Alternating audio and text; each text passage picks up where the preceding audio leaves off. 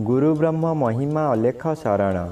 नमस्कार दर्शक वृंद, आपण मानंकु आजिर राशिफल कार्यक्रम मु एस कुमार स्वागत जनाऊँगी।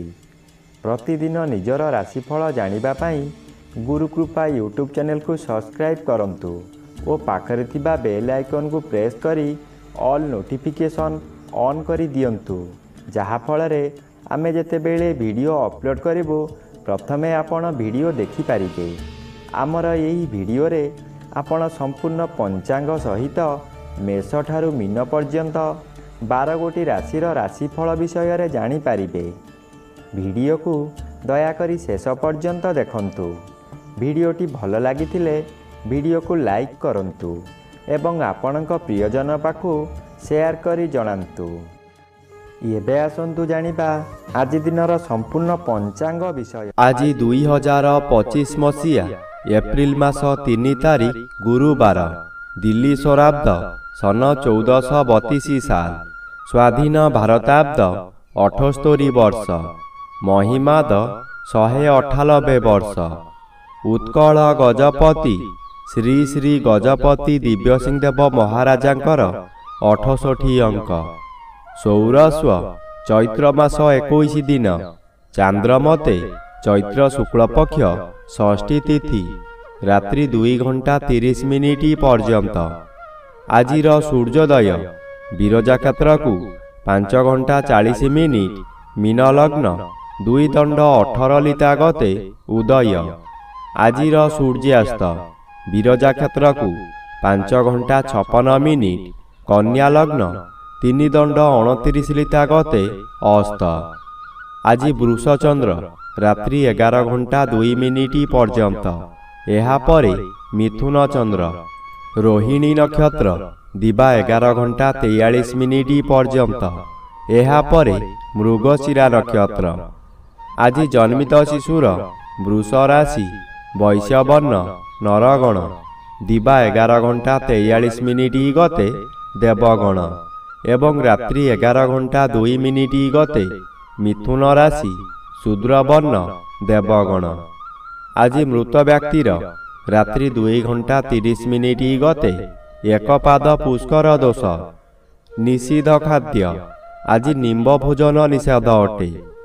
आजिर अमृत जोग रात्रि 1 घंटा 8 मिनिट गते शेष रात्रि 3 घंटा 33 मिनिट मध्य।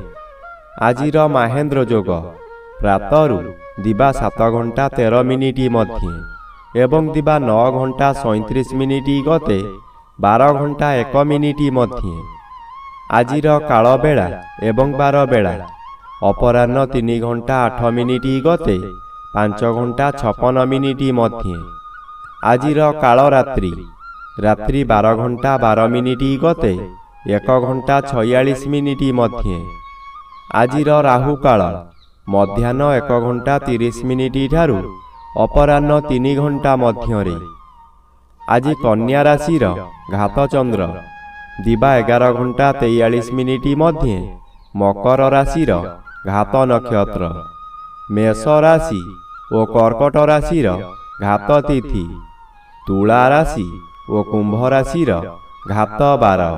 प्रिय बंधुगण, एबे आसंतु जानिबा मेष ठारू मीन पर्यंत 12 गोटी राशिर राशिफल विषय रे। राशि चक्रर प्रथम राशि मेष राशि। आज मेष राशि जन्मित व्यक्ति मानक सकाशे द्वितीय स्थान रे चंद्र गोचर करूछंती।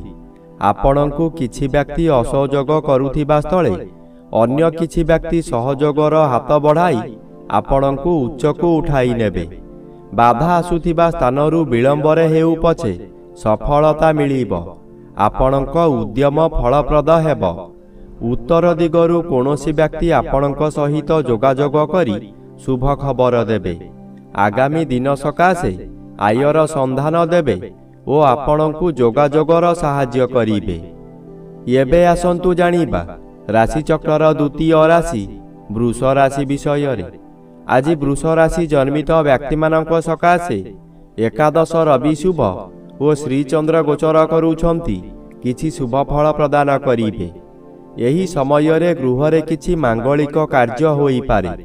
ଖୁବ୍ ଧୁମ୍‌ଧାମ୍‌ରେ ଆନନ୍ଦ ଉତ୍ସବ ପାଳିବେ। ନିଜ ପାଖରେ ଅର୍ଥ ଥାଉ କି ନ ଥାଉ ସ୍ୱାଦିଷ୍ଟ ଭୋଜନ କରି ନିଜେ ଭୋଜନ କରିବା ସହିତ ପରିବାର ଲୋକଙ୍କୁ ଖୁଆଇ ଆନନ୍ଦ ଅନୁଭବ କରିବେ। ଏହି ସମୟରେ କୌଣସି ପଶୁ ଖରିଦ କରନ୍ତୁ ନାହିଁ କିମ୍ବା ବିକ୍ରି କରନ୍ତୁ ନାହିଁ। ଖରିଦ କରିଥିବା ପଶୁ ନଷ୍ଟ ହୋଇଯାଇପାରେ। ଏବେ ଆସନ୍ତୁ ଜାଣିବା ରାଶିଚକ୍ରର ତୃତୀୟ ରାଶି ମିଥୁନ ରାଶି ବିଷୟରେ। ଆଜି ମିଥୁନ ରାଶି ଜନ୍ମିତ ବ୍ୟକ୍ତିମାନଙ୍କ ସକାଶେ ଦ୍ୱାଦଶ ସ୍ଥାନରେ ଚନ୍ଦ୍ରଗୋଚର କରୁଛନ୍ତି ଅଶୁଭ ଫଳ ପ୍ରଦାନ କରିବେ। ମନ ମଧ୍ୟରେ ଦୁଶ୍ଚିନ୍ତା ବଢ଼ିଯିବ। ଆପଣ ଯାହା ବି କରନ୍ତୁ ତହିଁରେ ଖର୍ଚ୍ଚ ବ୍ୟତୀତ ଲାଭର ପ୍ରଶ୍ନ ଉଠୁନାହିଁ। ଏହି ଦ୍ୱାଦଶ ଚନ୍ଦ୍ରରେ ଅତିରିକ୍ତ ବ୍ୟୟଭାର ବଢ଼ିଯିବ। ଆପଣ ହତାଶ ହୋଇଯିବେ। ସୁଖ ସନ୍ଧାନରେ ବିଭିନ୍ନ ସ୍ଥାନକୁ ଯାତ୍ରା କରିବେ। ଶରୀର ଅସୁସ୍ଥ ହେବ। ବନ୍ଧୁବାନ୍ଧବ ଅଶାନ୍ତି ହେବେ। ଏବେ ଆସନ୍ତୁ ଜାଣିବା ରାଶିଚକ୍ରର ଚତୁର୍ଥ ରାଶି କର୍କଟ ରାଶି ବିଷୟରେ। ଆଜି କର୍କଟ ରାଶି ଜନ୍ମିତ ବ୍ୟକ୍ତିମାନଙ୍କ ସକାଶେ ଏକାଦଶ ଚନ୍ଦ୍ର ଶୁଭ ଓ ନବମ ରବି ଶୁଭ ଫଳ ପ୍ରଦାନ କରିବେ। ଆପଣଙ୍କୁ ରାଜଯୋଗ ଫଳ ମିଳିବ। ଆପଣ ବହୁଦିନରୁ ଯେଉଁ କାର୍ଯ୍ୟ ସକାଶେ ଅପେକ୍ଷା କରିଥିଲେ ତାହା ଏହି ସମୟରେ ନିଶ୍ଚୟ ପୂରଣ ହେବ। କୌଣସି ଅଫିସରଙ୍କ ସାକ୍ଷାତ ପାଉନଥିଲେ, ଏବେ ତାଙ୍କ ସହିତ ସାକ୍ଷାତ ହେବ। ତାଙ୍କ ସହଯୋଗରେ ଆପଣ ବହୁ ନୂତନ କାମ ପାଇ ଉପକୃତ ହେବେ। ନୂତନ ଅଳଙ୍କାର ବ୍ୟବହାର କରିବେ। ପରିବାର ଆପଣଙ୍କୁ ସପୋର୍ଟ କରିବ। ଏବେ ଆସନ୍ତୁ ଜାଣିବା ରାଶିଚକ୍ରର ପଞ୍ଚମ ରାଶି ସିଂହ ରାଶି ବିଷୟରେ। ଆଜି ସିଂହ ରାଶି ଜନ୍ମିତ ବ୍ୟକ୍ତିମାନଙ୍କ ସକାଶେ ଦଶମ ସ୍ଥାନରେ ଚନ୍ଦ୍ରଗୋଚର କରୁଛନ୍ତି ଶୁଭ ଫଳ ପ୍ରଦାନ କରିବେ। ଆପଣଙ୍କ କର୍ମକ୍ଷେତ୍ରରେ ଉଚ୍ଚତର ପାହ୍ୟାକୁ ଉନ୍ନୀତ ହେବେ।